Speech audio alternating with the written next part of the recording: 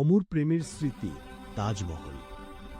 মুঘল সম্রাট শাহজাহান ছিলেন দয়ালু, ন্যায়পরায়ণ এবং শিল্পের অনুরাগী, কিন্তু তার জীবনের সবচেয়ে বড় আলো ছিলেন তার প্রিয় স্ত্রী মুমতাজ, একজন বুদ্ধিমতী, শান্ত স্বভাবের নারী। রাজকীয় ব্যস্ততার মাঝেও দুজনের জীবনে ছিল এক অটুট বন্ধন, ছিল একে অপরের জন্য গভীর মমতা। ১৬৩১ সালের একদিন দক্ষিণ ভারতের অভিযানে থাকাকালীন সন্তান জন্ম দিতে গিয়ে মুমতাজের মৃত্যু হয়। প্রিয় মানুষটিকে হারিয়ে শাহজাহানের পৃথিবী যেন শূন্য হয়ে যায়। দিনরাত তার মনে শুধু একটি কথাই ঘুরপাক খেত, যে প্রেম হৃদয়ে বেঁচে থাকে তার জন্য স্মৃতিও হওয়া চাই অমর। এরপর সমগ্র সাম্রাজ্যের সেরা কারিগর, স্থপতি, পাথরশিল্পী, কলাকুশলীদের ডাক পড়ল আগ্রায়। শুরু হলো পৃথিবীর অন্যতম মহাকাব্যিক নির্মাণ তাজমহল।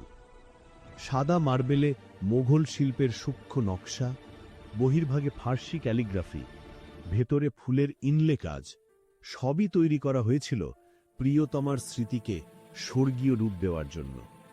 প্রায় ২২ বছর ধরে ২০,০০০-এর বেশি কারিগর দিনরাত পরিশ্রম করে তৈরি করেন এই অসামান্য সমাধিস্তম্ভ।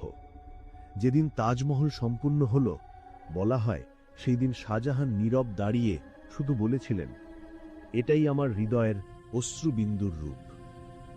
আজও যমুনার তীরে দাঁড়িয়ে থাকা তাজমহল বিশ্বকে মনে করিয়ে দেয়, ক্ষমতা, সাম্রাজ্য, ধন সবকিছু সময়ের সাথে মুছে যায়, কিন্তু ভালোবাসা যদি সত্য হয় তা শতাব্দীর পর শতাব্দী ধরে